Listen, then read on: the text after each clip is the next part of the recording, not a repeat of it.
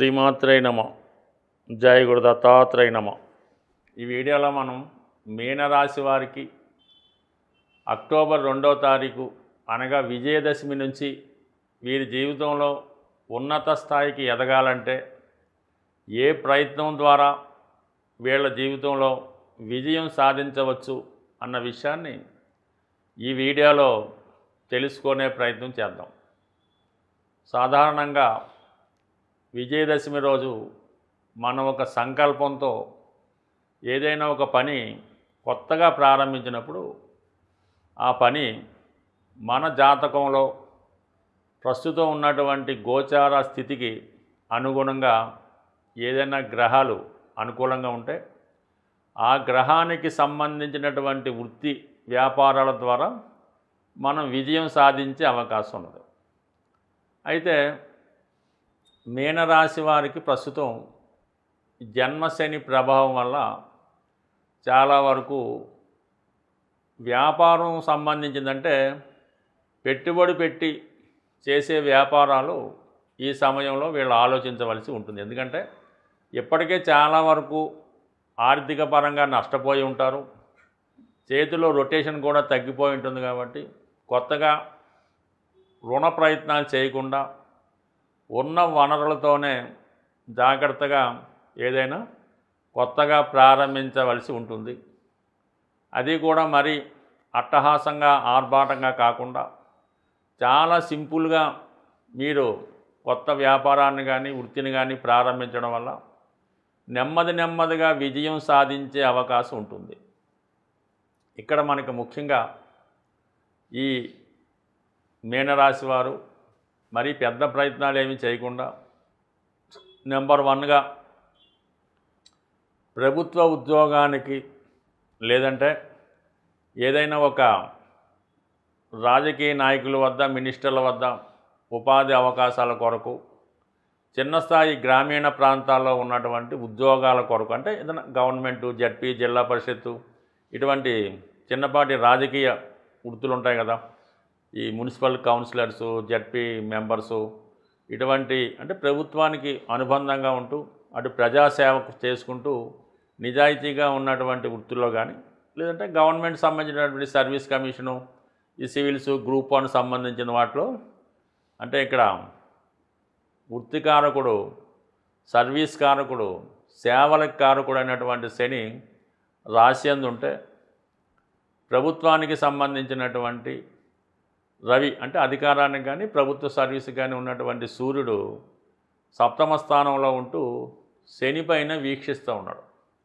ఈ కారణం వల్ల ఏమవుతుందంటే మీకు వారసత్వంగా వచ్చే వృత్తులు ఏవైనా ఉంటే మీరు ప్రయత్నం చేయొచ్చు. ఒక రాజకీయ పదవి, ఒక ఎండోమెంట్స్లో పదవి, లేదంటే మీ పెద్దవాళ్ళు ఏదన్నా వృత్తిలో ఉంటే ఆ వృత్తిలో ప్రవేశించడం అన్నది ఈ శుభముహూర్తంలో ప్రారంభించుకుంటే నెమ్మదిగా మీరు వృత్తిపరమైనటువంటి సక్సెస్కి ప్రధానంగా ముందుకెళ్ళడం జరుగుతూ ఉంటుంది.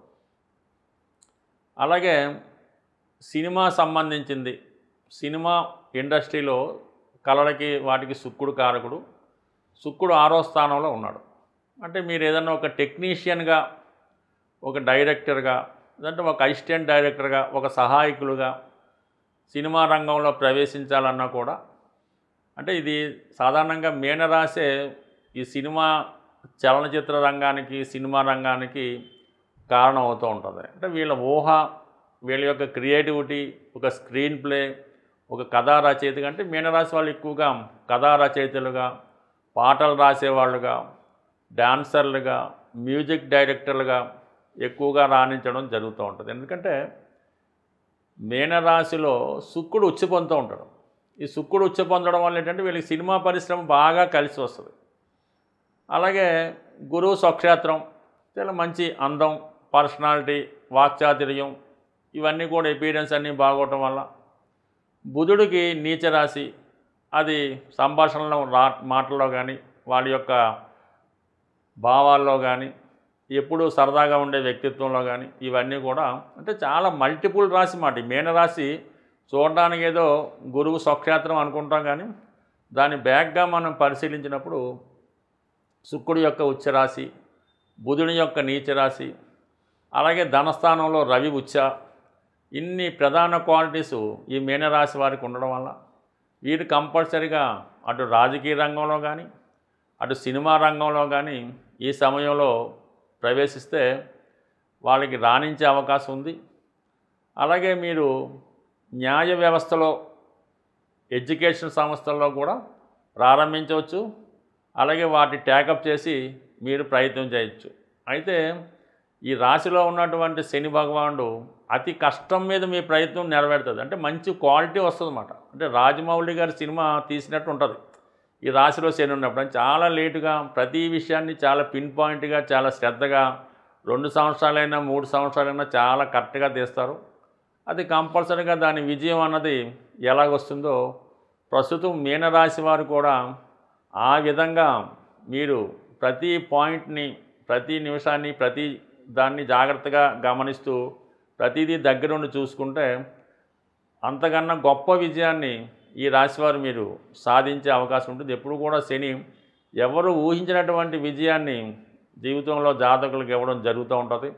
అయితే కొద్దిగా ఓర్పు సహనంతో ప్రయత్నం చేస్తూ ఇప్పుడు మీరు మీ యొక్క ప్రయత్నం ప్రారంభిస్తే 100% మీరు అటు సినిమా రంగంలో కానీ అటు రాజకీయ రంగంలో కానీ అటు ప్రభుత్వ ఉద్యోగంలో కానీ రాణించే అవకాశం ఉంటుంది.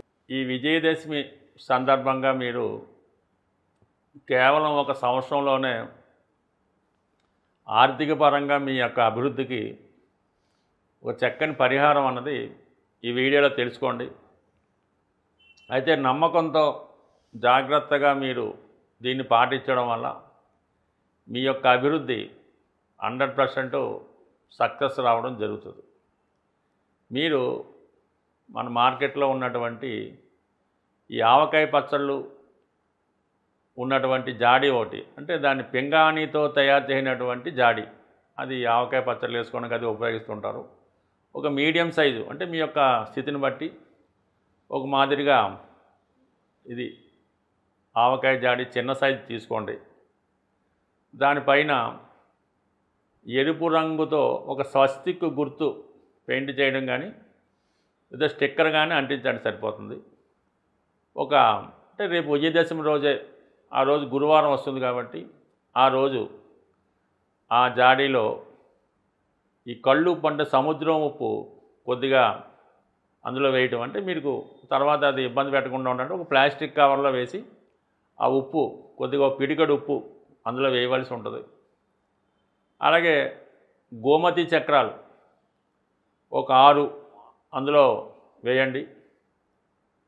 గోమతి చక్రాలు లభ్యం కాని పక్షంలో ముత్యం, అంటే మనకి మంచి ముత్యం అక్కర్లేదు, ఏదైనా ముత్యాలు ఒక 6 కానీ 1 కానీ ఆ జాడీలో వేసి 6 సంఖ్య వచ్చేలాగా ఇప్పుడు మనకి 10 రూపాయలు కాయిన్లు అవి వస్తున్నాయి కాబట్టి మరి 3 100 రూపాయల నోట్లు, 3 10 రూపాయల కాయిన్లు, అంటే మొత్తం మీద 330 రూపాయలు అవుతాయి. అంటే సంఖ్య 6 వచ్చింది కాబట్టి, అంటే ముందు రోజు విజయదశమి రోజు అలా వేసి దాని తర్వాత వారం నుంచి ప్రతి శుక్రవారం రోజు కూడా ఈ విధంగా 6 సంఖ్య వచ్చేలాగా 510, 5100 మీకు ఎంత వీలుంటే, అంటే కంపల్సరీగా మీరు సంకల్పం వేసుకుంటే ప్రతి వారానికి కొంత పెరుగుతుంది. ఈ వారం 510 వేస్తే వచ్చే వారానికి 5001 అన్నా వేయచ్చు. ఆ విధంగా పెరుగుతూ ఉంటుంది. ఈ విధంగా 52 వారాల పాటు మీరు దీన్ని పోయడం, అంటే ఈ ధనం ఏమవుతుందంటే ఈ కొత్త నోట్లా వేయటం వల్ల పైకి ఉప్పుతో పొంగుతున్నట్టు అనిపిస్తుంటుంది. దాన్ని నొక్కు పెట్టి ఆ మూత పెట్టేస్తూ ఉండాలన్నమాట. ఈ విధంగా ధనం మీకు బయటకు వచ్చే విధంగా కంప్లీట్గా ఒక 1 ఇయర్ దాన్ని వేసి దాన్ని 1 సంవత్సరం మళ్ళీ విజయదశమి రాజుకి ఆ ధనంతో ఏదైనా ఒక గోల్డ్ ఎంత వస్తే అంత గోల్డ్ అది కొని అమ్మవారి రూపో లేదన్నా పెట్టి మామూలుగా అది మీ ఇంట్లో మీ అర్ధాంగికో మీ మదర్కో లేదంటే అమ్మవారికో పెట్టడం వల్ల కంప్లీట్గా మీ యొక్క అభివృద్ధి మీరు 1 సంవత్సరం పాటు చేసి చూడండి. ఇందాక మనం ఏ రాశి వారికి ఆ రాశి చెప్పిన విధంగా మీకు అనుకున్న విధంగా ఆ గ్రహానికి అనుకూలంగా అది చేస్తూ ఈ విధంగా ఈ రెమెడీ పాటించడం వల్ల అవకాశం లేని వాళ్ళు కేవలం 60 రూపాయలతో అయినా స్టార్ట్ చేయొచ్చు. ప్రతి వారం 60 రూపాయలు వేయటం వల్ల చాలా వరకు ఎందరికో ఇది మామూలు సాధారణ వాళ్ళు ఈరోజు కోటీశ్వరులుగా మారడం జరిగింది. ఒకసారి మీరు కూడా ఈ రెమెడీ ఆచరించండి. అయితే ఆవకాయ జాడి పింగాణి తెలుపు రంగు కలర్ ఏదైనా పర్లేదు, స్వస్తిక్ దాని మీద స్టిక్కర్ కానీ పెయింట్ కానీ వేయవలసి ఉంటుంది. కంపల్సరీగా సాల్టు, గోమతి చక్రాలు, ముత్యాలు ఇవి వేయాలి. ఇవన్నీ లక్ష్మీప్రదం. ఇవన్నీ చేయడం వల్ల కంప్లీట్గా మీ యొక్క ఆర్థిక స్థితి బ్రహ్మాండంగా మారుతుంది. స్వస్తి.